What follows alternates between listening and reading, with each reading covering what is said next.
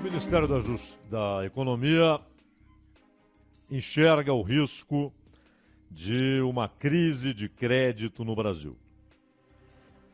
E, claro, tenta enfrentar o problema e evitar que essa crise se realize, se materialize, ocorra.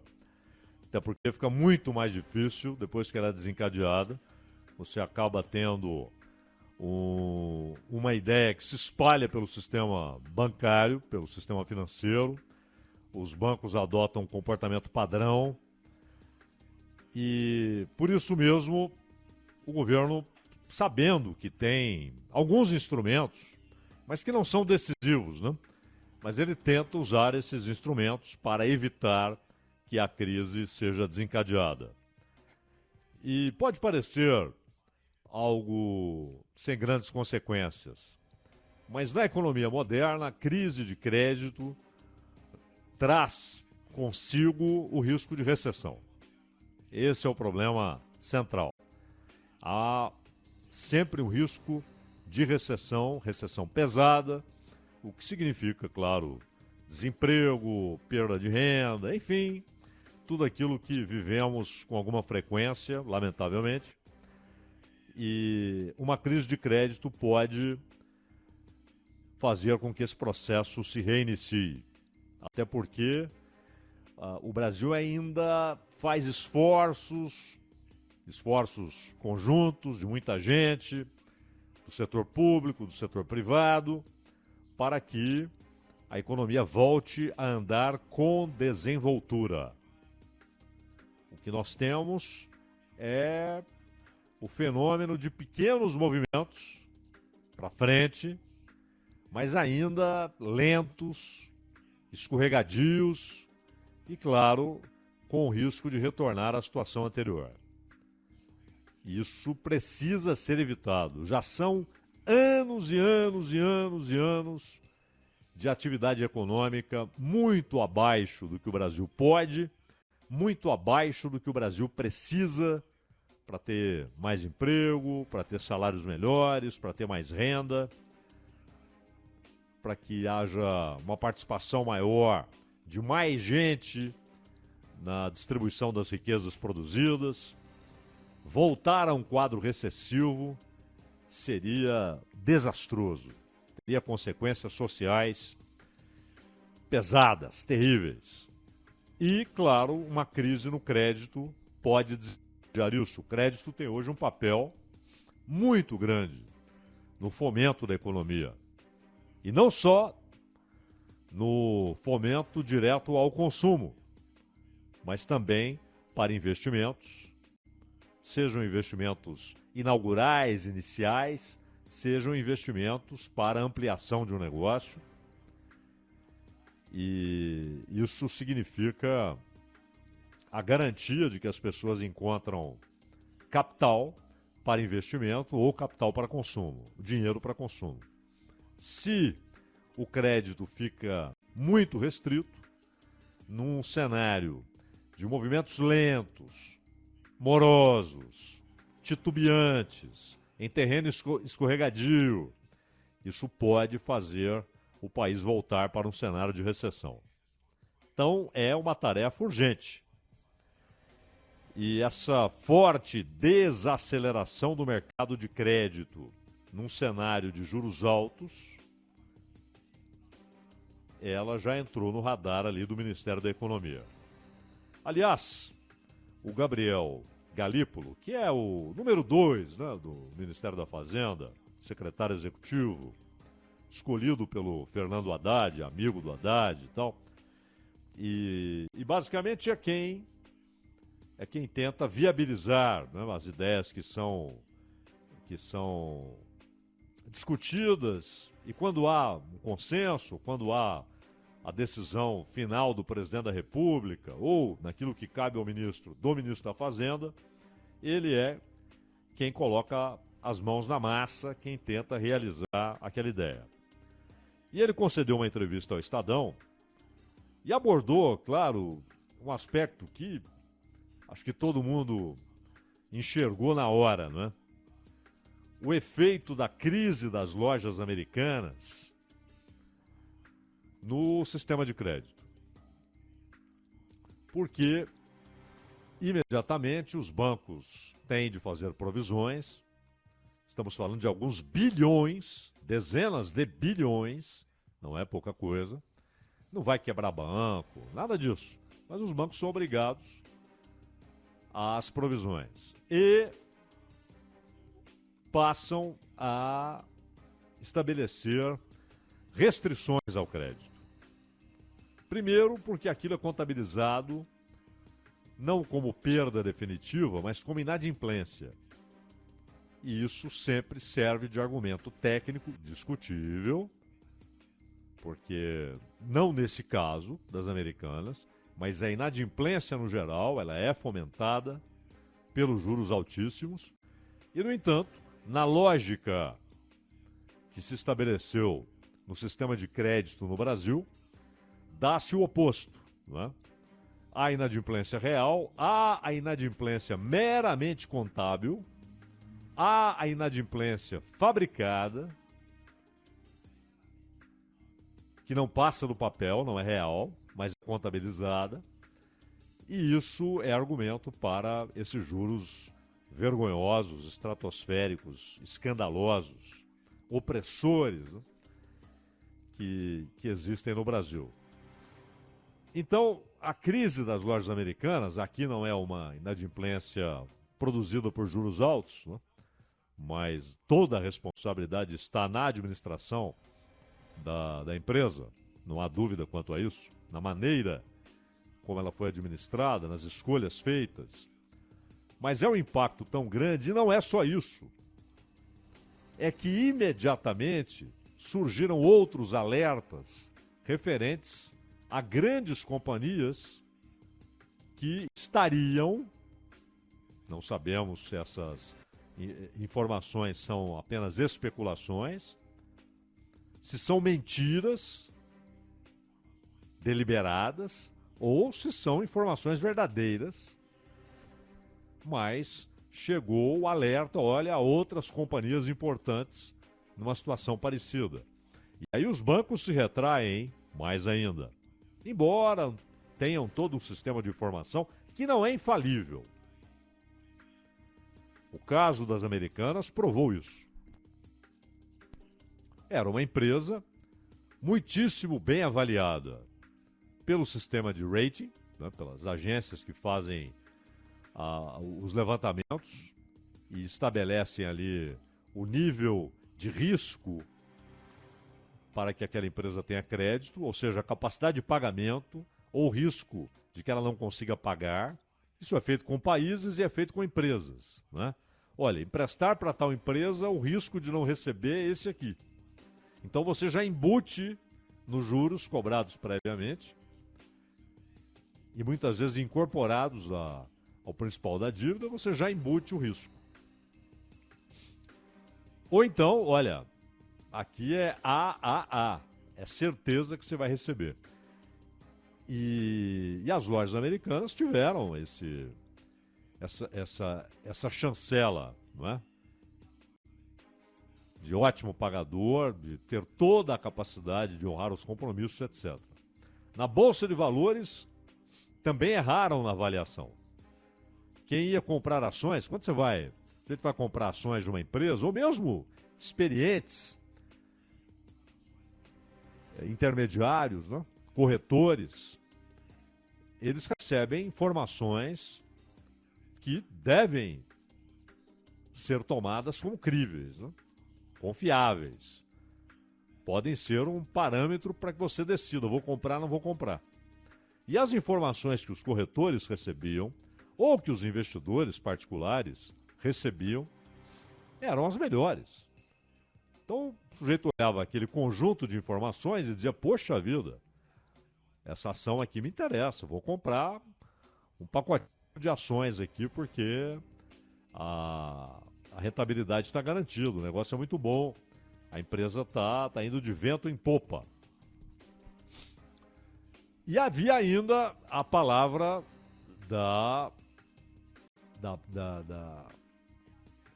grande empresa americana que faz avaliações de risco inclusive públicas e privadas, né? E que garantiu que estava tudo bem com as contas, etc. Então, esse sistema não é infalível. E muitas vezes os bancos, ainda que tenham informações diferentes, se começam a chegar esses sinais, olha, outras companhias correm risco, outras companhias estão em situação parecida. Então, já há uma retração natural. E a necessidade daqueles que estavam envolvidos de alguma maneira com o crédito para as americanas, a necessidade de fazerem provisões. Então, tudo isso tem efeito direto no crédito. Mas não é só isso. Porque antes de Americanas, antes de todos esses problemas, antes desses alertas, muito antes, sabemos disso, o crédito no Brasil já tinha aspectos problemáticos, principalmente pelos juros. E o movimento iniciado no ano passado pelo Banco Central, com elevação regular da taxa de juros, claro, teve seu efeito. Teve seu efeito imediato. Já houve uma dificuldade maior para obter crédito, o dinheiro ficou mais caro. Os bancos, com a Selic mais alta, optam pelo empréstimo ao governo. É mais seguro, não vai dar calote. E com a Selic nesse nível, compensa. É menos do que o tomador privado paga? Sim. Mas aqui você tem uma rentabilidade razoável, com a Selic alta, e a certeza de que o governo vai pagar. Então, a Selic aumentando, o governo passa a competir fortemente com as pessoas e com as empresas pelo crédito que existe na praça.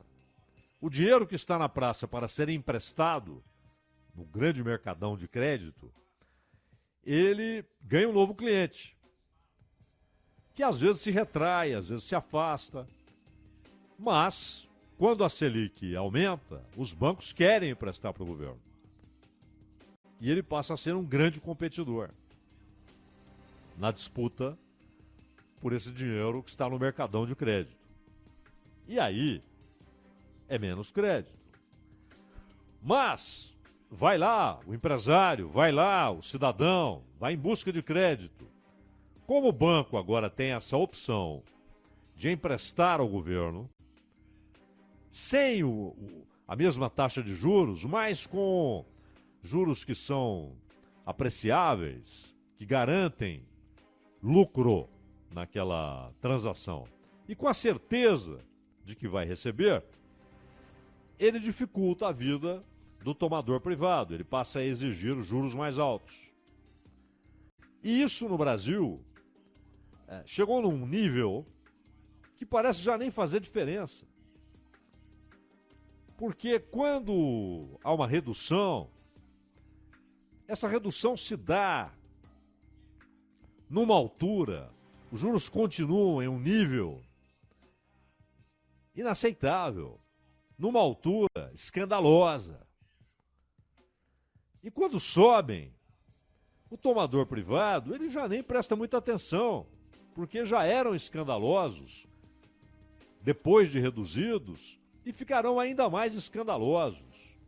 Serão ainda mais nocivos para a economia. Serão ainda mais nocivos para o mercado de crédito. O dinheiro fica mais caro, o investimento mais difícil, o consumo é afetado, é inibido. O crédito, quando ele é sistematizado, sempre houve, de alguma maneira, crédito, né? Na antiguidade já havia, de certa maneira, um sistema rudimentar. Você vai encontrar nos bancos europeus na Idade Média, entrando já na Idade Moderna, os bancos italianos, né? Na época eram bancos das cidades, né? Principalmente Veneza e Firenze. Esses bancos já tinham ali um sistema precário, e que era basicamente para governos. Tinha gente que vivia disso, né? Emprestar dinheiro, por exemplo, para um governo em a guerra, financiar guerra. Ou então, emprestar dinheiro para o governo investir em certas obras. Ou fazer o inverso, comprar uma concessão do governo para ser cobrador de impostos. Durante muito tempo, e não faz tempo demais. Havia os cobradores privados de impostos, né? Eles eram contratados pelo Estado e tinham uma participação no arrecadado. Eles eram contratados para a cobrança de impostos. Isso também é antigo, né? Lembra da menção bíblica aos publicanos? Aliás, entre os 12 apóstolos havia um publicano, né? Aí tornou-se um ex-publicano, que era o Mateus, né? Ele era um publicano. E essas pessoas eram odiadas, né? Por motivos óbvios. Eram os caras que iam lá cobrar imposto e tal. Na época, imposto para Roma. Mas havia empréstimo. Só que no século XVIII e, obviamente, com muito mais desenvoltura no século XIX, você tem a sistematização do crédito. E uma ideia clara. Não é possível o desenvolvimento da indústria, em muitos casos ela ainda era incipiente, mesmo na Inglaterra, em alguns setores era incipiente, já viu o desenvolvimento da indústria de tecidos, né? Na Holanda, os países que de fato se industrializaram antes dos outros, eles perceberam o seguinte: nós não podemos ter um grupo restritíssimo de consumidores. É preciso ampliar a capacidade de consumo, a capacidade de compra. E o sistema de crédito é sistematizado. Havia o crédito do setor privado para o setor público e do setor privado para o setor privado. Dos bancos para as pessoas e empresas. E esse sistema foi tido como essencial, a economia precisa dele. É preciso garantir que haja poder aquisitivo, ainda que antecipado. Ou seja, a pessoa compra, ela ainda não tem aquele dinheiro. Então ela recebe o crédito, compra, antecipa a compra, mas há a garantia de que ela terá a riqueza produzida, a sua participação na riqueza produzida mais tarde. Poderá honrar aquele crédito tomado, poderá pagar. E isso ainda também com garantias e com uma amarra, que era o fato de que o dinheiro que circulava teria de estar lastreado em ouro, em prata, principalmente ouro. Houve um momento que a prata valia quase nada, porque havia fartura de prata nas minas, então a prata valia quase nada. Mas o sistema de crédito, inclusive, acaba provocando muitas discussões, isso depois atingiu o mundo inteiro, que é acabar com o lastro. Os Estados Unidos tardaram a fazer isso, até porque já eram o emissor soberano da moeda mundial, da moeda que prevalece no comércio internacional, que é o dólar. Mas chegou um momento que também os Estados Unidos decidiram acabar com o lastro. Isso criou um perigo. O crédito sem lastro. Dinheiro circulando sem que haja riqueza produzida correspondente. Vem as crises. 2008 foi isso. Um supercrédito sem lastro, ou seja, circula muito mais dinheiro, ainda que virtual, ainda que transações virtuais, sem a materialização do dinheiro, sem que moeda ou papel moeda. O que interessa é que ele seja instrumento de troca, que ele possa ser o intermediário na troca de mercadorias. Seja trabalho por mercadoria, seja trabalho por remuneração, seja o resultado do trabalho por mercadoria, ele é o intermediário. Não interessa se virtual ou se material. O fato é que havia muito mais dinheiro do que riqueza produzida. E isso, claro, produz as bolhas e elas estouram, como todas as bolhas. É da natureza das bolhas. E aí, aconteceu em 2008. Na China houve algo parecido com o sistema habitacional, né, com a construção. E, no geral, o crédito tem esses solavancos. Mas a economia moderna, ela precisa do sistema de crédito. Seja para o consumo, e aí não é nem que a pessoa vai lá, pega o dinheiro, vai até a loja e compra a mercadoria. Já temos há muito tempo, no ato da compra você já tem o crédito, que é o financiamento. E mesmo quando está lá, sem juros, na verdade, isso depende muito do nível de inflação, né, naquele período, mas o preço final já embute ali a distribuição do pagamento ao longo dos meses. Isso vale para carro, isso vale para casa, isso vale para mercadorias caríssimas, o avião, o barco. Isso vale para a compra do dia a dia, né? Para a camiseta que a mulher vai lá comprar na loja, para a roupa que a moça vai comprar, o sapato que o sujeito vai comprar. O crédito é fundamental. E o crédito está, nesse momento, numa situação perigosa no Brasil, o sistema de crédito. Não só por esse caso estrondoso, né? Porque isso, na verdade, se ocorre como algo isolado, tal, é rapidamente absorvido pelo sistema e toca-se o barco. Porque interessa a quem empresta que haja sistema de crédito. Eles não vão a contragosto ao mercado oferecer dinheiro. Interessa. Claro que interessa. Ainda mais quando você tem o moto contínuo dos juros altos e crescimento do mercado de consumidores de dinheiro, de consumidores de crédito. Então, é um negócio fantástico. Fantástico. Não é à toa que os bancos têm lucros exorbitantes todos os anos. Mas isso que o governo pretende fazer, conforme destaca aí o jornal Estado de São Paulo, nessa entrevista com o secretário-geral do Ministério da Fazenda, que é o número 2 na história, né? Isso é paliativo. Não haverá solução simplesmente com as ideias que estão brotando no Ministério da Fazenda. É preciso fazer, mas não é suficiente. Você tem problemas estruturais que, inclusive, contribuem para esse crescimento pífio da economia brasileira.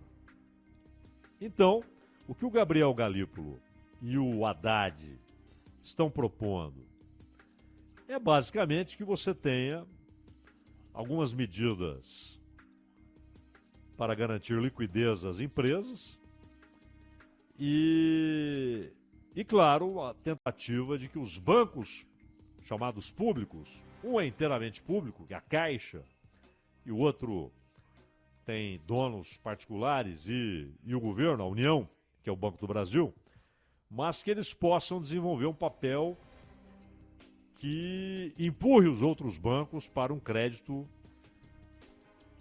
menos opressor, né? E não é suficiente, porque a Caixa e o Banco do Brasil não vão conseguir produzir esse efeito. Essas instituições têm um sistema paralelo de crédito para algumas atividades e para alguns tipos de empréstimo. É bom, é fundamental, é importante, é essencial, não há substitutos.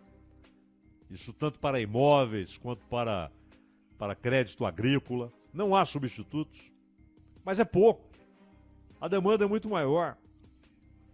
Vou dar um exemplo aqui, banal. Se todo mundo que precisou comprar um sistema moderno para ordenha já que o sistema manual foi proibido, banido, etc.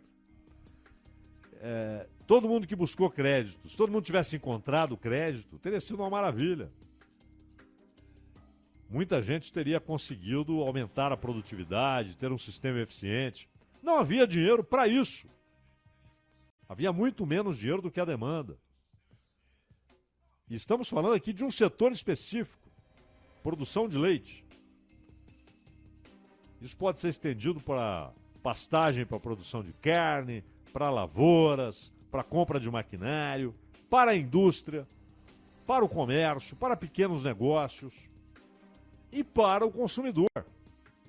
E, na verdade, em razão da nossa situação socioeconômica terrível,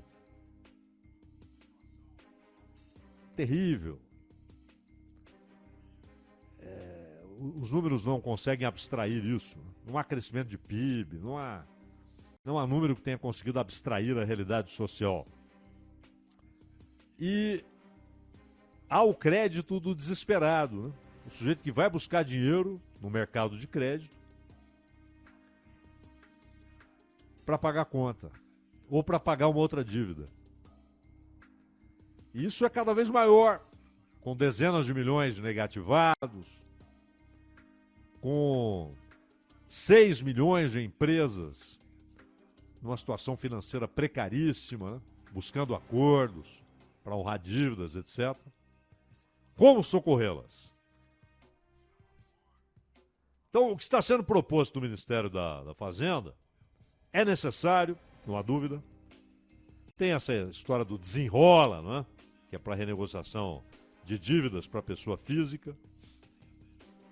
E uma ideia que já havia aparecido em outras campanhas lá com Ciro Gomes e tal, e foi incorporada pela campanha do Lula, e o Haddad anunciou como programa de governo. Isso é importante, é preciso resgatar essas pessoas de volta ao crédito, de volta à possibilidade de arrumar emprego, porque muitas não conseguem nem emprego porque estão endividadas, não conseguem lidar com as dívidas. E são, em sua maioria, são vítimas. São vítimas. Os pequenos grupos da malandragem, né? Do calote intencional, são grupos insignificantes em termos absolutos e relativos. A grande maioria é vítima dessas entranhas todas, desse labirinto socioeconômico que há no Brasil, dos apartheids invisíveis, mas ao mesmo tempo são requisitados para que consumam, e certas coisas se tornam imprescindíveis, senão você está fora da organização social, sem aquilo você não participa da organização social, e portanto você não participa dos meios de sobrevivência. E de repente as pessoas estão lá, presas na teia. Então é preciso resgatá-las. Mas a solução do problema vai muito além. Vai muito além. Não adianta falar, não, precisamos de mais concorrência. Pô, tá bom, todo mundo sabe disso, que precisa de mais concorrência, mais bancos, muito mais bancos. Mas isso não vai acontecer agora e talvez não ocorra nunca. Não basta querer, você não decreta isso. É preciso haver condição econômica e de mercado para que isso ocorra. Essas condições não estão dadas, não existem.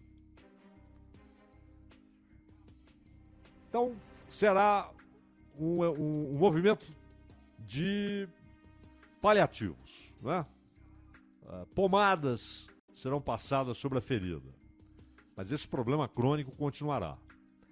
E não há saída para além de mais concorrência, mais bancos, juros decentes. Isso também a gente não imagina, porque ninguém consegue interromper isso ou modificar isso. Além de tudo isso, não há solução que não passe pela prosperidade, pelo crescimento da renda média e pela maior participação dos brasileiros, em geral, na produção da riqueza